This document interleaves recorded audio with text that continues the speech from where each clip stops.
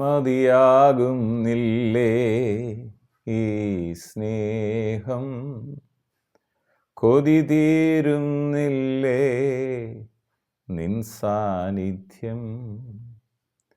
ഇതുപോരായേ ഇതുപോരായേ ഇതുപോരായേ ഇതുപോരായേ നിൻ സാന്നിധ്യം പോരായേ, നിൻ സാമീപ്യം പോരായേ. നിന്നോടാണെനിക്കേറ്റം പ്രിയം പ്രിയനേ, നിന്നിൽ ഞാൻ കാണുന്നു ജീവന്റെ മൊഴികളെ. നിന്നെ വിട്ടെങ്ങു ഞാനിനി പോകും പ്രിയനേ, നിന്നെ വിട്ടെങ്ങു ഞാനിനി പോകും പ്രിയനേ.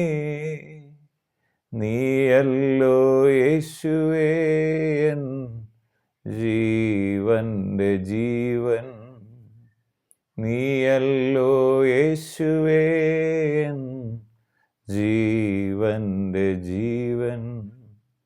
മതിയാകുന്നില്ലേ ഈ സ്നേഹം, കൊതി തീരുന്നില്ലേ നിൻ സാന്നിധ്യം.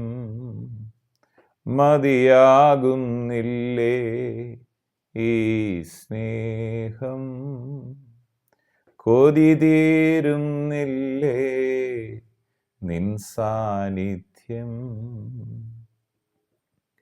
വീണ്ടും വരുന്ന യേശു ക്രിസ്തുവിൻ നാമത്തിലുള്ള സ്നേഹവന്ദനങ്ങളെല്ലാം പ്രിയപ്പെട്ടവരെ ഈ സമയത്ത് അറിയിക്കുന്ന അപ്പോസ്തലനായ പൗലോസ് കൊരിന്ത്യർക്ക് എഴുതിയ 2-ാം ലേഖനം 4-ാം അധ്യായം അതിൻ്റെ 7-ാം വചനം ഇങ്ങനെ പറയുന്നു: എങ്കിലും ഈ അത്യന്ത ശക്തി ഞങ്ങളുടെ സ്വന്തം എന്നല്ല, ദൈവത്തിൻ്റെ ദാനമത്രേ എന്ന് വരേണ്ടതിന് ഈ നിക്ഷേപം ഞങ്ങൾക്ക് മൺപാത്രങ്ങളിൽ ആണ് ഉള്ളത്. അപ്പോസ്തലന്മാരുടെ ബലഹീനതയും ദൈവശക്തിയെക്കുറിച്ചുമാണ് ഈ വാക്യം സൂചിപ്പിക്കുന്നത്. ഈ ഭാഗത്തെ പ്രതിപാദ്യ വിഷയം അപ്പോസ്തലന്മാരുടെ ബലഹീനത, ശരീരത്തിലുള്ള ബലഹീനത, പക്ഷെ ദൈവത്തിൻ്റെ ശക്തി. ഇന്ന് നിങ്ങൾ യേശുവിൽ വിശ്വസിക്കുന്ന ഒരു വ്യക്തിയാണോ? നിങ്ങളുടെ ബലഹീനതയ്ക്ക് അപ്പുറം ഒരു ശക്തി വ്യാപരിക്കുന്നുണ്ട്. മരിച്ചതിനെ പോലും ജീവിപ്പിക്കുന്ന, ഇല്ലാത്തതിനെ ഉള്ളതുപോലെ വിളിച്ചു വരുത്തുന്ന ദൈവത്തിൻ്റെ ശക്തിയാണത്. അത് യേശുവിൻ്റെ നാമത്തിൻ്റെ ശക്തി എന്ന് പറയാം. അപ്പോൾ തന്നെ ഇത് പരിശുദ്ധാത്മാവിൻ്റെ ശക്തി എന്ന് പറയാം, ആത്മശക്തി എന്ന് പറയാം. എന്ന് പറഞ്ഞാൽ യേശുവിൽ നാം വിശ്വസിക്കുമ്പോൾ നമുക്ക് വേണ്ടി ഒരു ശക്തി പ്രവർത്തിക്കുന്നു. യേശുവിനെ മരിച്ചവരുടെ ഇടയിൽ നിന്ന് ഉയർത്തെഴുന്നേൽപ്പിച്ച ദൈവത്തിൻ്റെ വ്യാപാര ശക്തി, സൃഷ്ടിപ്പിൽ പിതാവിനോടും പുത്രനോടും ചേർന്ന് നിന്ന പരിശുദ്ധാത്മാവായ ദൈവം, റൂഹ എന്ന് പഴയ നിയമത്തിൽ പറയുന്നു. റൂഹാഖ് എന്ന വാക്കിൽ നിന്നാണ് ആത്മാവ്. ഇത് റൂഹാഖ്, കാറ്റ്, ദൈവത്തിൻ്റെ ശ്വാസം, ദൈവത്തിൻ്റെ സാന്നിധ്യം, ഇതൊക്കെ അത് പറയാം. ദൈവത്തിൻ്റെ മഹത്വം, ആ മഹത്വം ഇന്ന് അപ്പോസ്തലൻ പറയാണ്, ഇത് മൺകൂടാരങ്ങളിൽ നിക്ഷേപമായി വെച്ചിരിക്കുകയാണ് എന്ന് പറഞ്ഞാൽ നമ്മുടെ ശരീരം ഒരു മൺപാത്രം പോലെ എന്ന അപ്പോസ്തലൻ എന്ന് വെച്ചാൽ ബലഹീനമാണ്, ബലഹീനമായ ശരീരമാണ്. ഈ മൺപാത്രത്തിലാണ്, പക്ഷേ ഇത് പകർന്നിരിക്കുന്ന സാധനം സാധാരണ ഒരു സംഭവമല്ല, ഇത് അത്യന്ത ശക്തിയാണ്. നിന്നെ കേൾക്കുന്ന പ്രിയപ്പെട്ടവരെ, നിങ്ങൾ യേശു ക്രിസ്തുവിനെ സ്വീകരിച്ചപ്പോൾ നിങ്ങളൊരു സാധാരണ വ്യക്തിയല്ല. പക്ഷെ നിങ്ങളുടെ ശരീരം മൺപാത്രമാണ്. നിങ്ങളൊരു സാധാരണ വ്യക്തിയാണെന്ന് നിങ്ങൾ വിചാരിക്കുന്നുണ്ടായിരിക്കും. പക്ഷേ സാധാരണ വ്യക്തിയാവുമ്പോൾ തന്നെ നിങ്ങളുടെ അകത്ത് പകർന്നിരിക്കുന്ന ഒരു അസാധാരണമായ കാര്യമാണ്. വേദോത്സവത്തിലെ വലിയൊരു ഒരു ഒരു ഒരു ആശയം എന്നാന്ന് ചോദിച്ചാൽ, ആ മഹത്വത്തിൻ്റെ പ്രത്യാശയായ യേശു ക്രിസ്തു എന്നിലും നിങ്ങളിലും ഇരിക്കുന്നു എന്നുള്ളതാണ്. ക്രിസ്തു നിങ്ങളിൽ വസിക്കുന്നു, യേശു ക്രിസ്തു നിങ്ങളിൽ വസിക്കുന്നു. ക്രിസ്തു എന്ന് പറഞ്ഞാൽ അഭിഷിക്തൻ, അഭിഷേകം പകരുന്ന ആള്, ദൈവ സാന്നിധ്യം കൊണ്ടിരുന്ന ആള്, പരിശുദ്ധാത്മാവാൽ നിറയ്ക്കുന്ന വ്യക്തി ആള് എവിടെയായിരിക്കുന്നത്? പിതാവിൻ്റെ മടിയിലിരുന്ന പുത്രൻ എവിടെയായിരിക്കുന്നത്? വചനം ജഡമായി തീർന്നവൻ, കൃപയും സത്യവും നിറഞ്ഞവനായി ഈ ഭൂമി വന്ന് അവസാനത്തുള്ളി രക്തം വരെയും ചൊരിഞ്ഞ് മരിച്ച് മരണത്തെ ജയിച്ച് ഉയർത്ത് എഴുന്നേറ്റ് ഇന്ന് പിതാവിൻ്റെ വലത്തു ഭാഗത്ത് സകല അധികാരങ്ങൾക്കും യോഗ്യനായിരിക്കുന്നു. സ്വർലോകരുടെയും ഭൂലോകരുടെയും അധോലോകരുടെയും മുഴങ്കാല യേശുവിൻ്റെ നാമത്തിൽ മൂന്ന്. ആ യേശു ഇന്ന്, ക്രിസ്തു ഇന്ന് എവിടെയാണ് ഇരിക്കുന്നത്? അതാണ് നമ്മളിൽ പകർന്നിരിക്കുന്ന അത്യന്ത ശക്തി. പക്ഷെ നമ്മൾ ബലഹീനരാന്ന് നമുക്കറിയാം. പക്ഷെ അത്യന്ത ശക്തി നമ്മുടെ മേൽ പകർന്നിരിക്കുകയാണ്. എങ്കിലും ഈ അത്യന്ത ശക്തി ഞങ്ങളുടെ സ്വന്തം എന്നല്ല. ഈ പകർന്നിരിക്കുന്ന ഈ ശക്തി, എൻ്റെ അകത്ത് വെച്ചിരിക്കുന്ന ഈ പവർ, വേറൊരു ഭാഗത്ത് പറയുന്നുണ്ട്, നിങ്ങൾ ദൈവത്തിൻ്റെ മന്ദിരം നിങ്ങൾ അറിയുന്നില്ലയോ?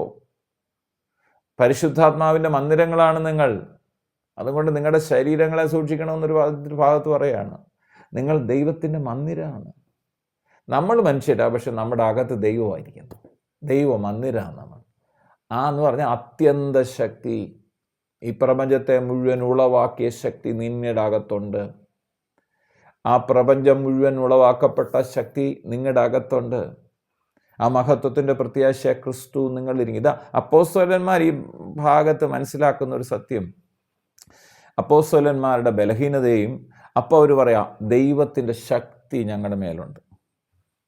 അതുകൊണ്ട് അപ്പോസ്തലന്മാർ ഇത്ര ധൈര്യത്തോടെ നിന്ന്. അതേ ശക്തി, പവർ നിങ്ങളിലുമുണ്ട്. നിങ്ങൾ യേശുവിനെ വിശ്വസിക്കുന്ന നിങ്ങളിലും അത് വസിക്കുന്നു. നമുക്ക് അവിടെ കൊരിന്ത്യർക്ക് എഴുതിയ ലേഖനം 1-ാം അധ്യായം 1 കൊരിന്ത്യർ അതിൻ്റെ 2-ാമത്തെ അധ്യായം 5-ാം വചനം. അവിടെ ഇങ്ങനെ പറയാണ്, എൻ്റെ പ്രസംഗവും ജ്ഞാനത്തിൻ്റെ വശീകരണവാക്കുകളല്ല. അപ്പോസ്തലൻ പറയാണ്, ഇത് ജ്ഞാനത്തിൻ്റെ വശീകവാക്കുകളല്ല എൻ്റെ പ്രസംഗം പോലും. പിന്നെന്താണ്? ആത്മാവിനെയും ശക്തിയുടെയും പ്രദർശനത്താലത്ത്.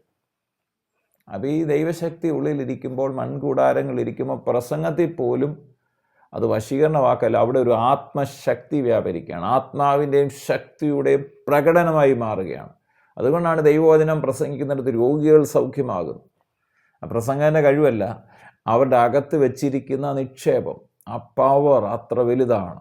അത് നമ്മൾ മറന്നു പോകുന്നത്. നാം യേശുവിനെ സ്വീകരിച്ചപ്പോൾ നമ്മുടെ ജീവിതത്തിൽ ഉണ്ടാകുന്ന പവറിനെ കുറിച്ച് നാം മറന്നു പോകരുത്. എഫേസ്യർക്ക് എഴുതിയ ലേഖനം 1-ാം അധ്യായം 18 മുതൽ 20 വാക്യങ്ങൾ വായിക്കും. പറയാണ്, വിളിയാലുള്ള ആശ ഇന്നതെന്നും വിശുദ്ധന്മാരിൽ അവൻ്റെ അവകാശത്തിൻ്റെ മഹിമാധനം ഇന്നതെന്നും അവൻ്റെ ബലത്തിൽ വല്ലഭത്വത്തിൻ്റെ വ്യാപാരത്താൽ വിശ്വസിക്കുന്ന നമുക്ക് വേണ്ടി വ്യാപരിക്കുന്ന അവൻ്റെ ശക്തിയുടെ അളവറ്റ വലിപ്പം ഇന്നതെന്ന് നിങ്ങൾ അറിയേണ്ടതിന് പ്രാർത്ഥിക്കുന്നു. വാസ്തവമായിട്ട് നമ്മൾ അറിയേണ്ടത് എന്താ? നമ്മുടെ അകത്ത് പകർന്നിരിക്കുന്ന ശക്തി എന്താണെന്നൊന്ന് അറിയണം. അതിന് അപ്പോസ്തലൻ പ്രാർത്ഥിക്കുന്നു. അവിടെ പറയാണ്, വിളിയാലുള്ള ആശ ഇന്നതെന്നും വിശുദ്ധന്മാരിൽ അവൻ്റെ അവകാശത്തിൻ്റെ മഹിമാധനം ഇന്നതെന്നും അവൻ്റെ ബലത്തിൻ വല്ലഭത്വത്തിൻ്റെ വ്യാപാരത്താൽ വിശ്വസിക്കുന്ന നമുക്ക് വേണ്ടി, ആരെങ്കിലും യേശുവിൽ വിശ്വസിക്കുന്നുണ്ടെങ്കിൽ അവർക്ക് വേണ്ടി വ്യാപരിച്ചു കൊണ്ടിരിക്കുന്ന അവൻ്റെ ശക്തിയുടെ അളവറ്റ വലിപ്പം, അളക്കാൻ പറ്റാത്ത ശക്തി, അളവറ്റ വലിപ്പം ഇന്നതെന്നും നിങ്ങൾ അറിയേണ്ടതിനാണ് ഞാൻ പ്രാർത്ഥിക്കുന്നു.